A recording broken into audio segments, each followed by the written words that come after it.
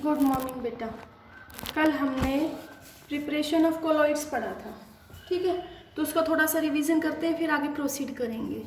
तो मैंने तुम्हें बताया था कोलॉइड्स क्या है। कोलॉइड्स वो पार्टिकल्स होंगे जिनका साइज 1 to 1000 नैनोमीटर होगा, उनको हम क्या बोलेंगे? कोलॉइड्स।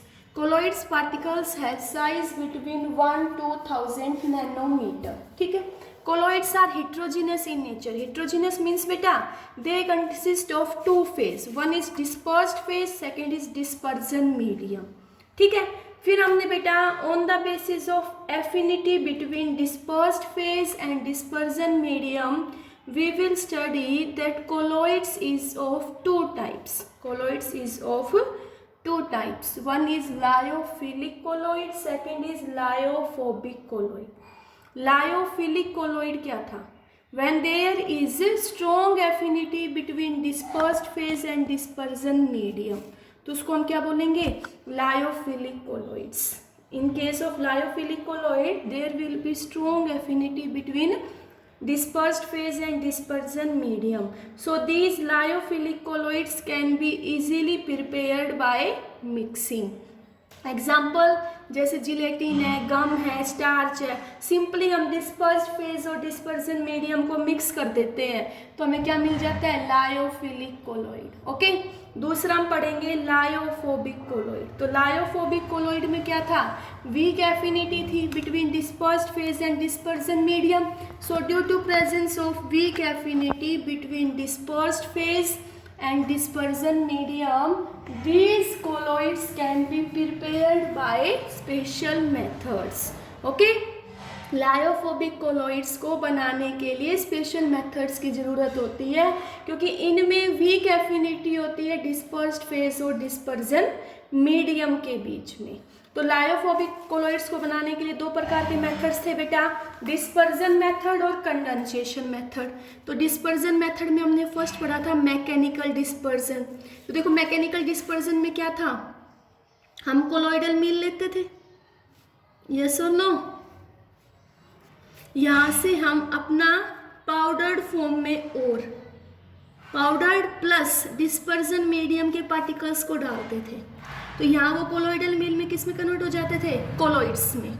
मोस्टली जो हम यहाँ से क्या लेते हैं बेटा? सस्पेंशन पार्टिकल्स को लेते हैं. सस्पेंशन पार्टिकल्स क्या होते हैं? जिनका साइज 1000 नैनोमीटर से ज़्यादा होता है, उनको हम कोलॉइडल रेंज में कन्वर्ट करते हैं by using mechanical dispersion method.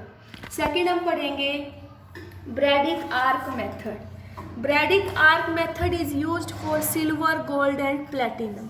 ठीक है, इसके अंदर हम क्या करेंगे बेटा? इसके अंदर हम एक बीकर लेते हैं, आइस बाथ, उसके अंदर वाटर KOH वहाँ पे स्टेबलाइजर होता है, तो उसकी वजह फिर मेटल की इलेक्ट्रोड की वजह से मेटल क्या हो रहा था? मेल्ट हो जाता था. मेल्ट होके वो कंडेंस होके कोलॉइडल रेंज में आ जाएगा. ठीक है, नेक्स्ट मेथड हम इसमें पढ़ेंगे पेप्टाइजेशन. पेप्टाइजेशन पढ़ा था, तो पेप्टाइजेशन क्या था? The process by which freshly prepared precipitate is converted into colloidal solution. तो उसको हमने क्या बोला था? पेप्टाइजेशन. तो पेप्टाइजेशन में क्या था? देखो हमारे पास फ्रेशली प्रिपेयर्ड प्रेसिपिटेट था. फ्रेशली प्रिपेयर्ड प्रेसिपिटेट, इसके अंदर हम कोई इलेक्ट्रोलाइट डालेंगे. क्या डालेंगे? इलेक्ट्रोलाइट, जिससे ये किस में कन्वर्ट हो जाएगा? कोलॉइडल सॉल्यूशन में. ठीक है, तो पेप्टाइजेशन क्या है? When A freshly prepared precipitate is converted into colloidal solution by adding a suitable electrolyte. और इस सुटेबल इलेक्ट्रोलाइट को हम बोलते हैं पेप्टाइजिंग एजेंट. क्या बोलेंगे? Peptising agent. और ये प्रोसेस क्या कहलाएगा? ये प्रोसेस कहलाएगा हमारा पेप्टाइजेशन. तो पेप्टाइजेशन क्या हुआ? Freshly prepared precipitate is converted into colloidal solution by adding a suitable electrolyte. और वो इलेक्ट्रोलाइट क्या कहलाएगा? Peptising agent. ओके, फिर हमने कंडेंसेशन मेथड में बेटा हमने कुछ रिएक्शंस पढ़ी थी. जैसे हमने पढ़ा था डबल डीकम्पोजिशन रिएक्शन. ठीक है, डबल डीकम्पोजिशन रिएक्शन से हम किसका कोलॉइडल सॉल्यूशन बना रहे थे? आर्सेनिक सल्फाइड का. दूसरा हमने हाइड्रोलिसिस रिएक्शन से हम किसका बना रहे थे? आयरन का. फिर हमने पढ़ा रिडक्शन रिएक्शन से गोल्ड का कोलोइडल सोल्स बना रहे थे।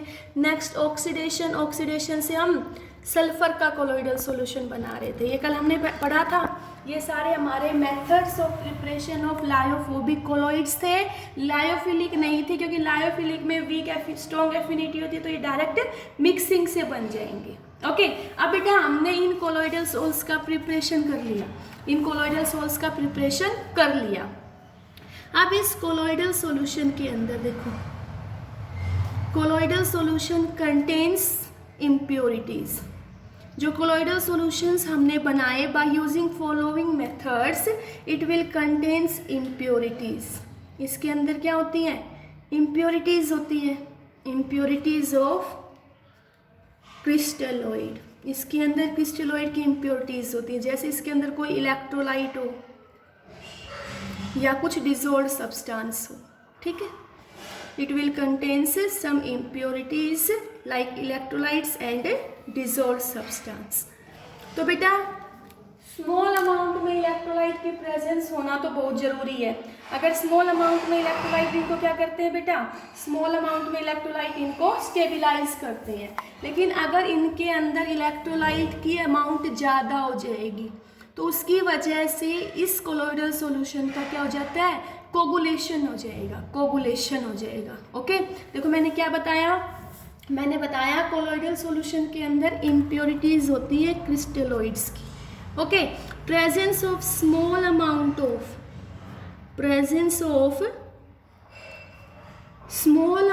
Of electrolyte provides stability to colloidal solution, but when it present in large amount, when electrolyte is present in large amount, it cause coagulation। क्या कर देगा?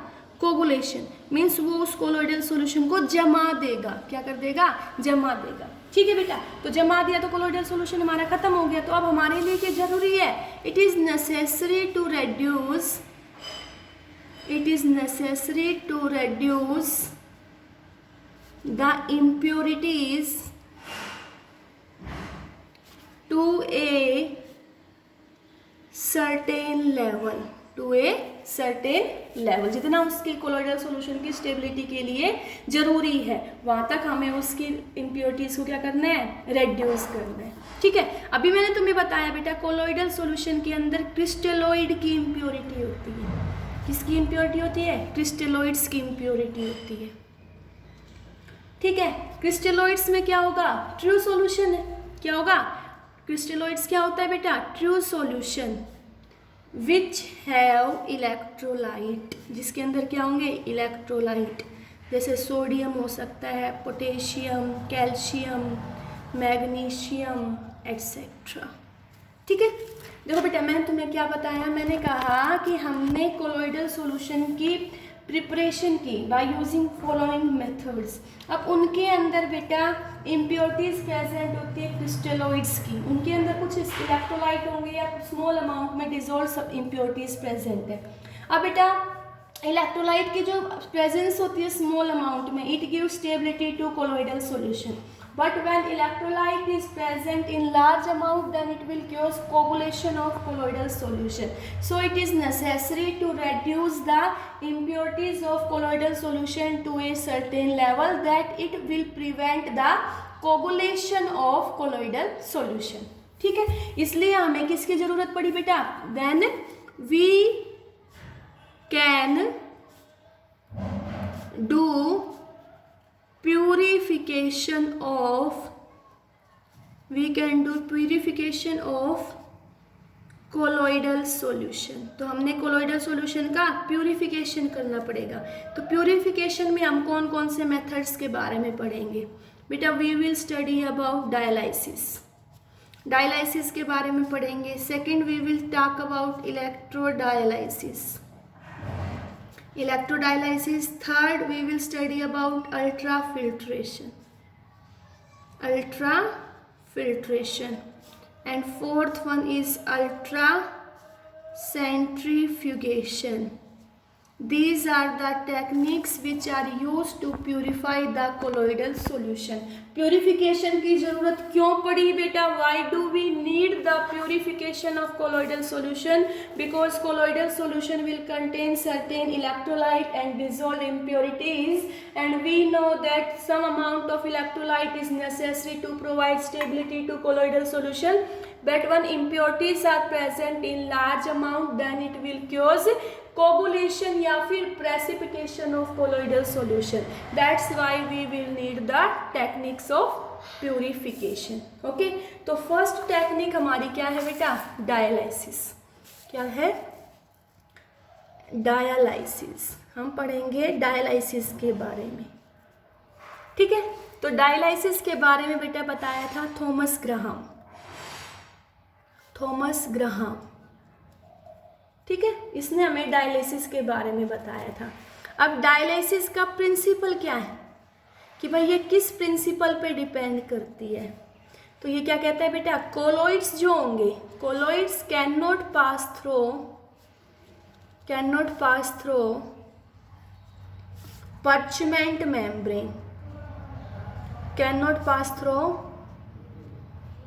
parchment membrane, but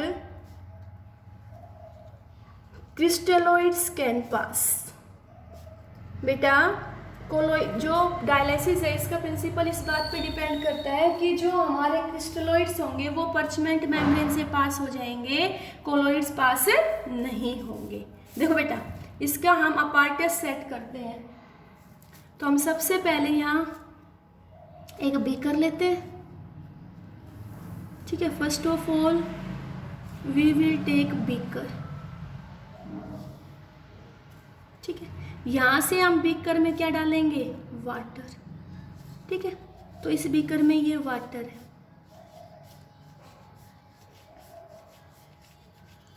और यहाँ से बेटा वाटर प्लस इलेक्ट्रोलाइट हमारे बाहर रिमूव होंगे. यहाँ से वाटर की इनलेट होगी और यहाँ से water along with electrolyte. Electrolyte means क्या है? क्रिस्टलोइड्स, वो बाहर रिमूव होंगे.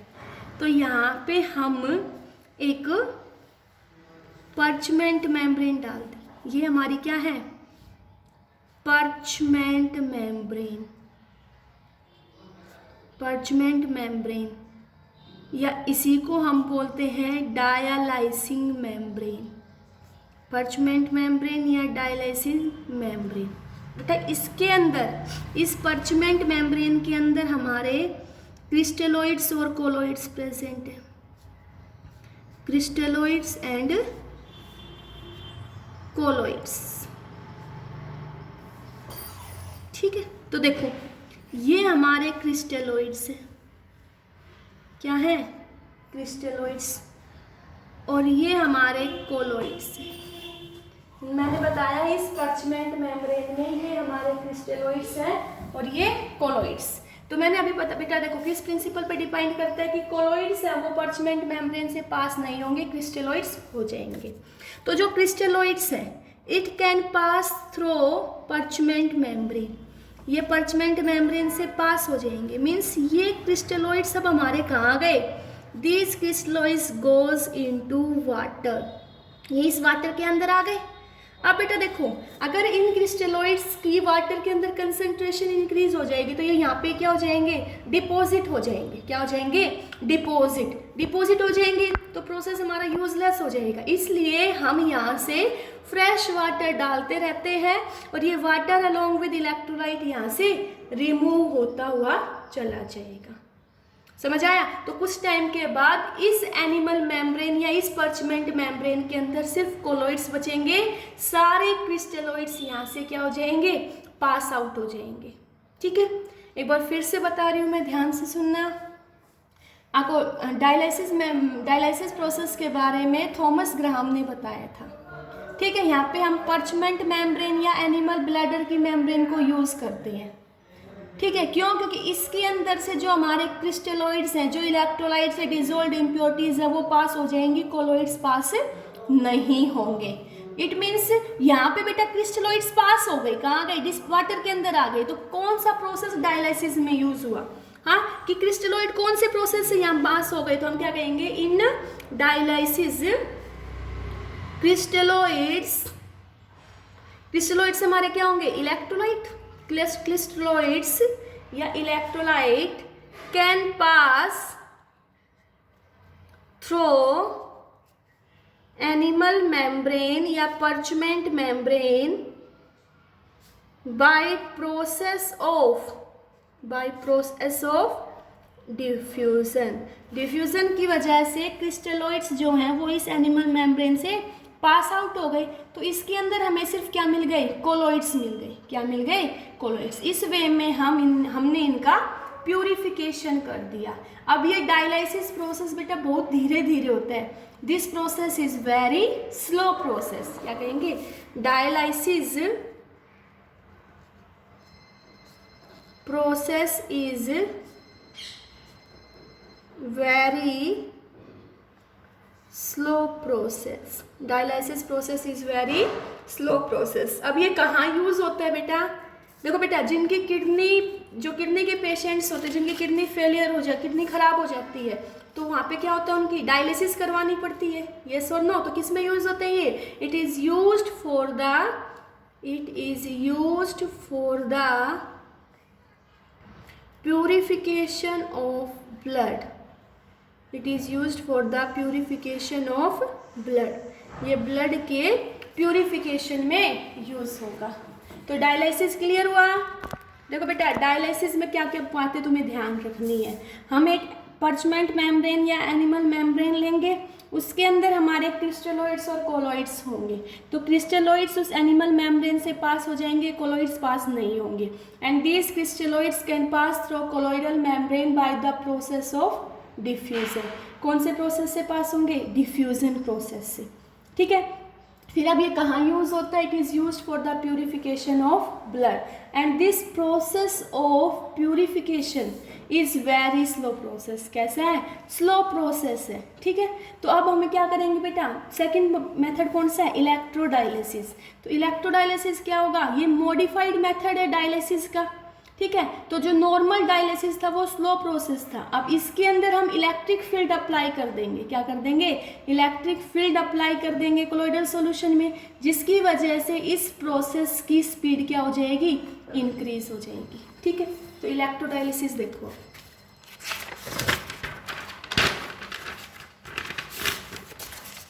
देखो बेटा, सेकंड हम पढ़ेंगे इलेक्ट्रोडायलिसिस। तो इलेक्ट्रोडायलिसिस में क्या होगा, देखो, the process of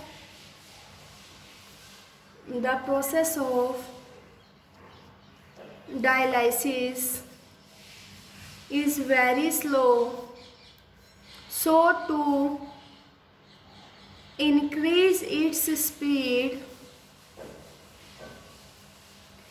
we use electrode. हम क्या यूज़ करेंगे, इलेक्ट्रोड। इलेक्ट्रोड यूज़ करेंगे मीन्स बेटा we can apply electric field, we can apply electric field, then the speed of dialysis becomes increase। देखो बेटा यहाँ क्या होगा,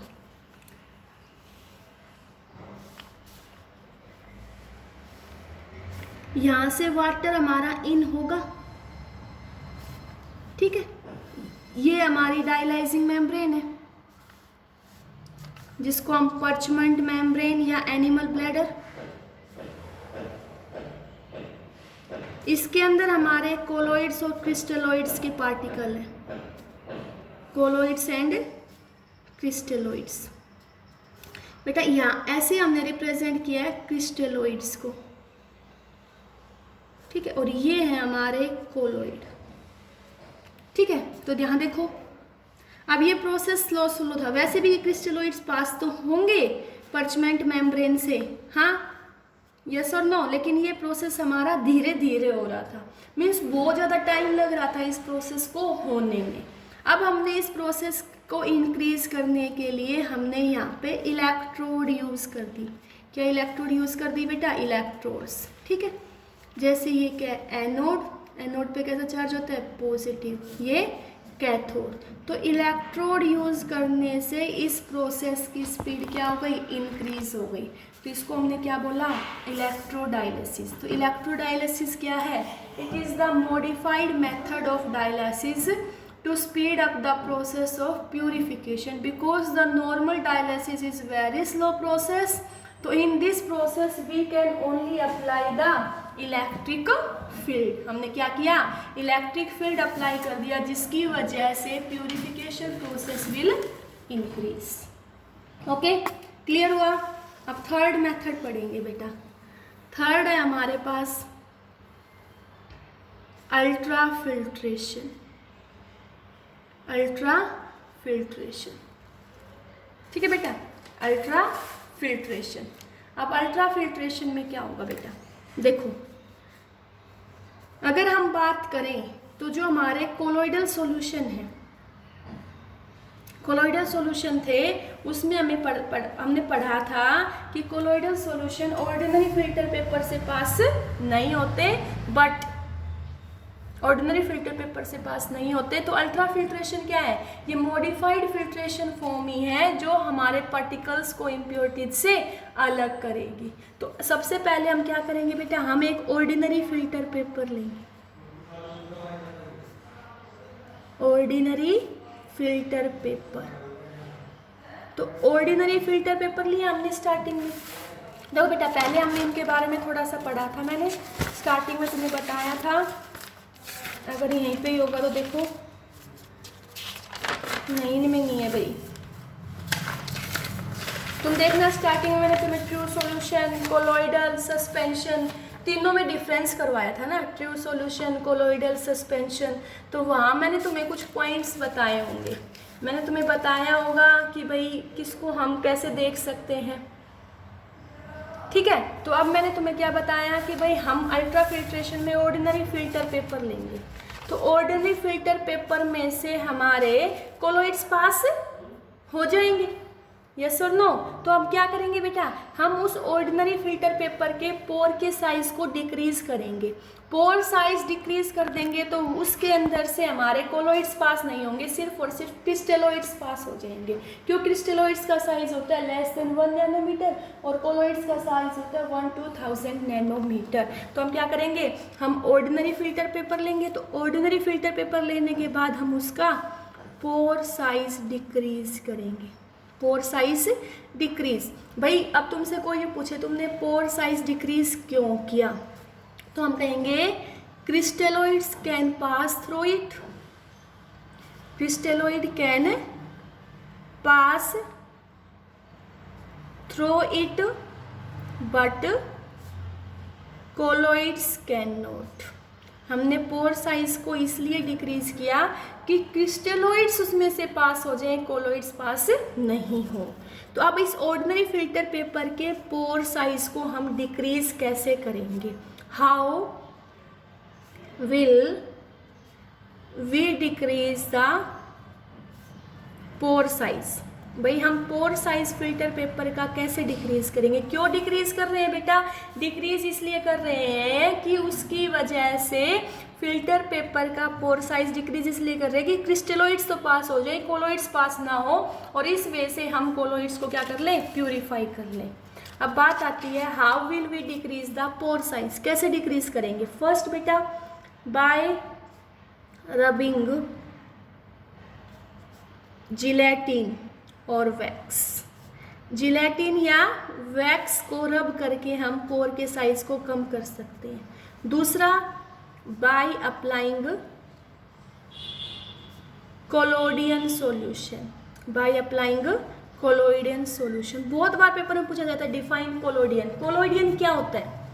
4% solution of nitrocellulose in alcohol and ether, 4% solution of nitrocellulose in alcohol and ether.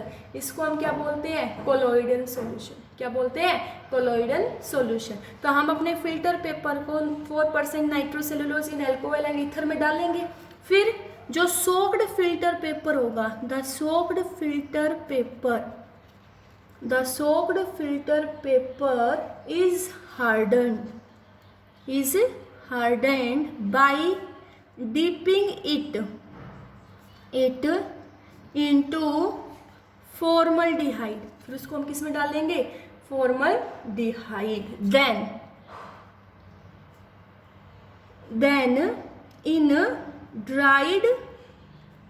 then in dried filter paper pore size decrease. अब उस वजह से उस फिल्टर पेपर का पोर साइज क्या हो गया बेटा, डिक्रीज हो गया। पोर साइज डिक्रीज हो गया तो फिर क्या होगा बेटा, then crystalloids can pass through it,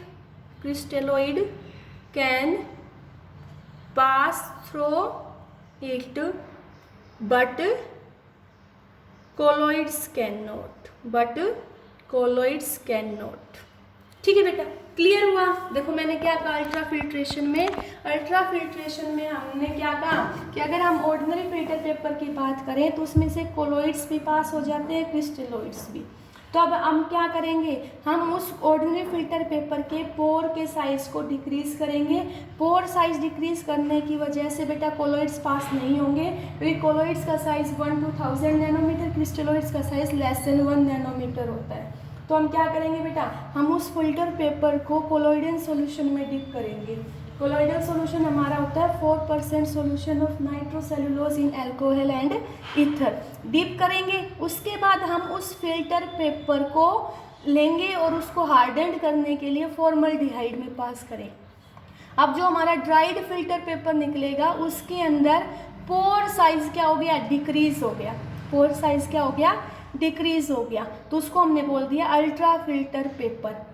अब उस अल्ट्रा फिल्टर पेपर में हमने कोलोइड्स बनाया था उसको ऐड किया, तो उस कोलोइड्स के अंदर इम्प्योरिटीज़ थी क्रिस्टलोइड्स की। तो जो क्रिस्टलोइड्स थे वो उस फिल्टर पेपर के अंदर से पास हो जाएंगे और कोलोइड्स हमारे पास नहीं होंगे। तो in this way we can separate the impurities of crystalloids from the colloids solution.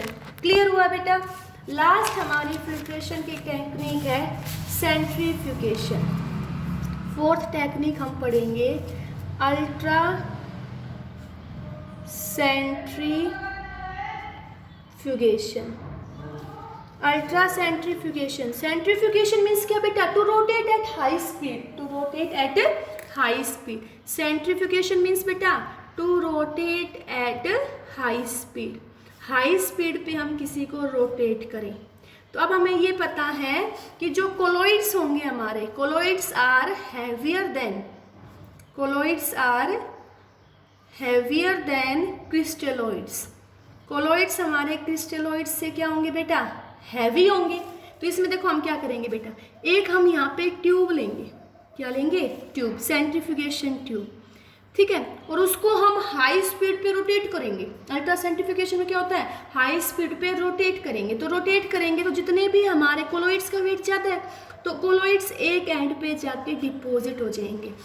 अब इस कोलोइड्स को हम इजीली क्या कर लेंगे, सेपरेट। इट कैन बी, क्या है ये हमारे पास, कोलोइड्स। क्यों भाई, क्योंकि हमने अल्ट्रा सेंट्रीफ्यूगेशन किया, हमने इस ट्यूब को हाई स्पीड पे रोटेट किया, जितने भी कोलोइड्स थे वो सारे एक एंड पे जाके डिपोजिट हो गए, because colloids are heavier than crystalloids, yes और नो। तो this colloids can be easily separated. Easily क्या हो गए, सेपरेट हो गए। तो अब इनको हम एक सुटेबल डिस्पर्जन मीडियम में ऐड करेंगे। We can add them in suitable dispersion medium. इनको हम सुटेबल डिस्पर्जन मीडियम में ऐड करेंगे। तो ऐड करने के बाद क्या होगा बेटा, देन इट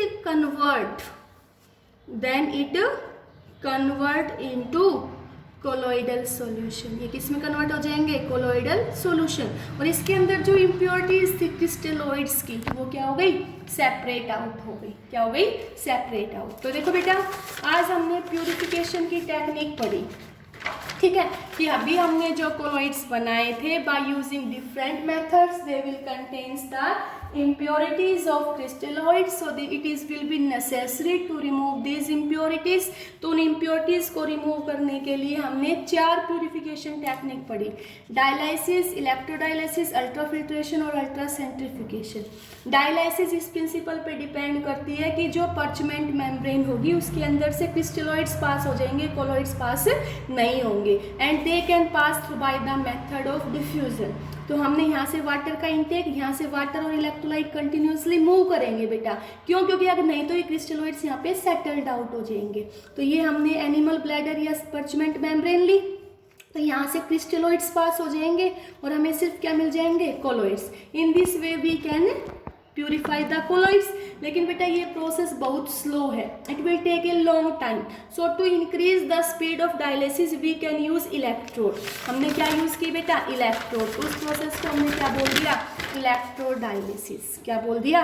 इलेक्ट्रोडायलिसिस। तो इलेक्ट्रोडायलिसिस क्या है? It is the modified form of dialysis, and dialysis process is used for the purification of blood. Okay, third हमने पढ़ा बेटा अल्ट्रा फिल्ट्रेशन।